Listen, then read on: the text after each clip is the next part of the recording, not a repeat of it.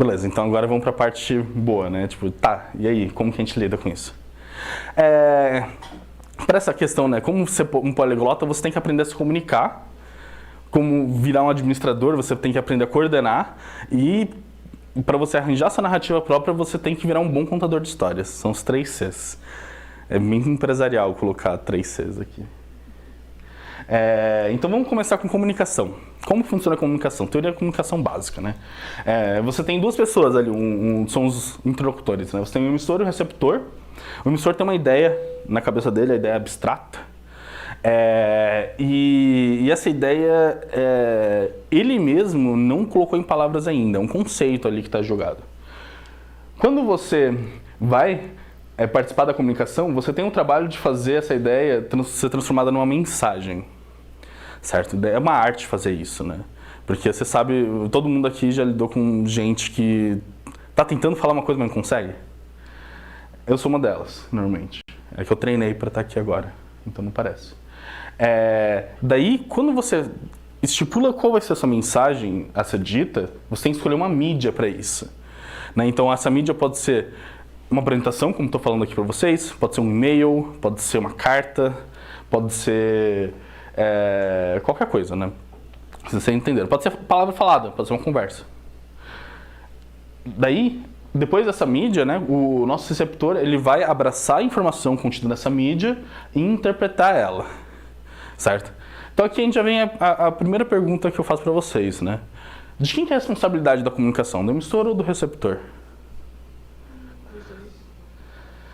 Você tem que escolher um só, não vale dos 10. O emissor, ele tem, né, basicamente todo o processo aqui está praticamente todo, né, na mão do emissor. E como é uma coisa que, né, você não vai só tipo, falar para a pessoa, é isso aqui e vai embora, né, tem um ciclo de feedback, a interpretação do receptor também é uma coisa que você pode manipular e fazer ela ficar correta, né? Então, assim, normalmente o seu receptor nessa interdisciplinaridade vai ser uma pessoa que entende 10% do que você está falando. Então, parte de você fazer o 90% do trabalho. Né, os 90% do trabalho. Na verdade, já estava certo. A gente tem que ir para aquele slide. Então, vamos lá. Vamos olhar parte a parte. Né? A ideia você já teve. Vamos olhar agora como que você vai expressar essa ideia numa mensagem. Né? Eu dou 3 pontos principais para isso. Primeiro é você identificar uma língua franca, né, uma língua comum entre esses interlocutores. Ou seja, você tem que entender o que o cara entende para você conseguir comunicar com ele. Você tem que entender bem o que você está querendo colocar. E você tem que pensar, tipo, tá, até onde eu posso utilizar coisas que eu estou confortável e que são mais precisas, né? Mas daí, obviamente, a gente vai encontrar falhas, né, nessa língua comum. Então, quando você encontra elas, a gente tem a nossa maior ferramenta, que são analogias e comparações com experiências em comum.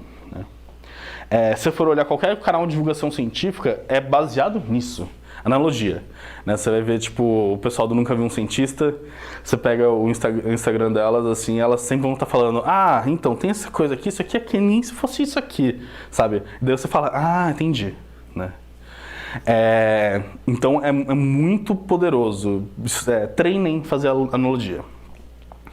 E tem um outro senso que é curioso, né, e meio contraditório, que é assim, quanto mais complexa for a ideia que você está tentando transmitir, mais direta e simples tem que ser a mensagem, porque você quer evitar ruído.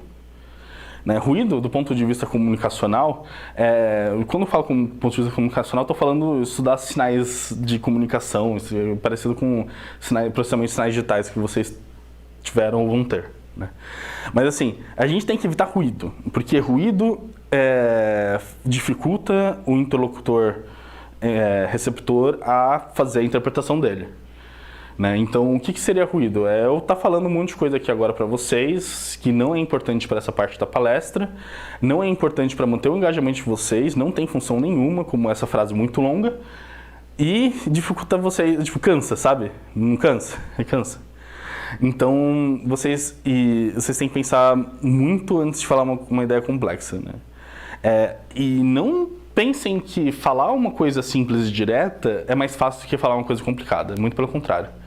Né? Qualquer um que parou para pensar nisso pode, tipo, fica meio óbvio, né? Mas tem até uma frase que eu acho que é do Washington, que ele falou, quer que eu dê um discurso aqui pro pessoal? Quanto tempo que eu tenho? Se eu tiver uma hora, se eu tiver meia hora para falar para eles, me dá uma semana que eu escrevo esse discurso. Se eu tiver uma hora, me dá 2 dias. Mas se eu não tiver tempo livre, eu faço agora, né? E isso é uma coisa muito real, assim, a gente esforça muito em virar pessoas mais diretas. Alguma dúvida? Beleza. Próximo ponto, mídia. Mídia é muito importante, né? Primeira coisa mais fundamental quando você for escolher qualquer tipo de mídia, ela tem que ser acessível para o seu interlocutor. Parece besta, né, eu falar isso, mas se você mostrar um gráfico com uma paleta de cores arco-íris para uma pessoa que é daltônica, você falhou miseravelmente nesse processo, né? Inclusive, recomendo aqui para vocês, 4 paletas aqui que tá em tudo, tá em R, tá em Python, tá no que você imaginar. Viridian, Magma, Plasma, Inferno. São 4 paletas de cores acessíveis para daltônicos.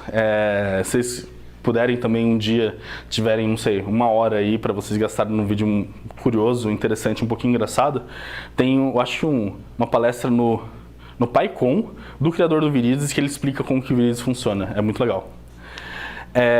Então, importante, acessibilidade, fundamental. Não adianta você fazer uma coisa inacessível.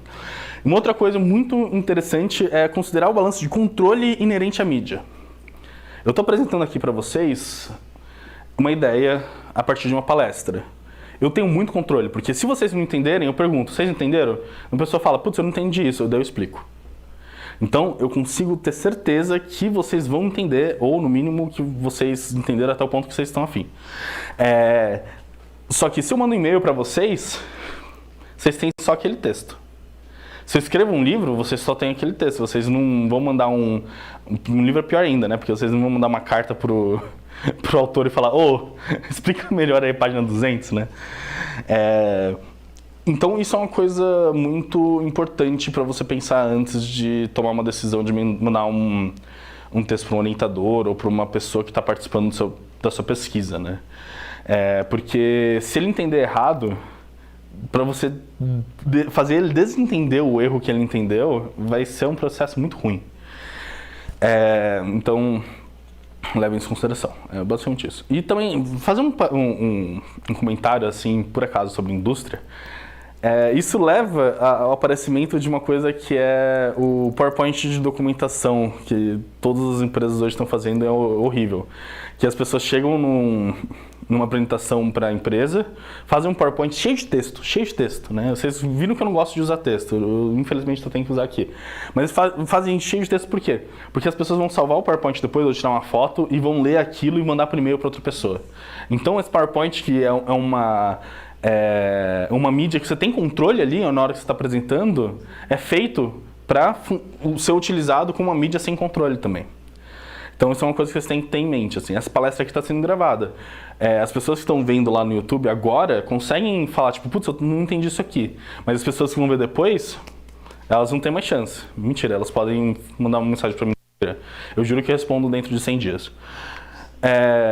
Beleza? Tá, então daí a última parte, que eu acho que é a parte uma parte tão importante quanto no final das contas, mas não é a parte da pessoa que está comunicando, mas está recebendo, que é a interpretação. Basicamente, tem 3 pontos, mas o ponto real é, seja humilde, sabe? Para e escuta. Mas vamos explorar um pouco mais esse argumento, né? Primeiro, empatiza com o seu emissor. Se coloca no lugar dele, sabe? Antes de qualquer coisa, se você for ouvir qualquer tipo de mensagem que está sendo passada para você, e você parte do princípio que você tá nas suas condições de contexto para receber ela, você está errado, porque não é você que está falando para si mesmo, né? E isso leva ao segundo ponto, que é parte do princípio que você não compreende a ideia totalmente, nenhuma ideia. A gente não é capaz de compreender ideias a partir de uma mensagem. Sempre tem uma perda para ruído, uma perda para seja lá o que for. Por isso que você vai para a aula, assiste a aula e não consegue responder a questão na prova. É normal, é assim que funciona a comunicação. né? Então, é um processo muito difícil de fazer e muito contraditório, porque você tem que lembrar disso. E a gente tem que atentar meios secundários de comunicação, que são meios secundários, linguagem não verbal, os gráficos que você bota na tela, coisas assim, porque a gente não só enxerga, a gente não só ouve, a gente não só tem tato, sabe? A gente tem vários sentidos diferentes, e bombardear o público com sentidos, com mensagens em mídias diferentes, em meios diferentes de informação, faz com que você reduza ruído.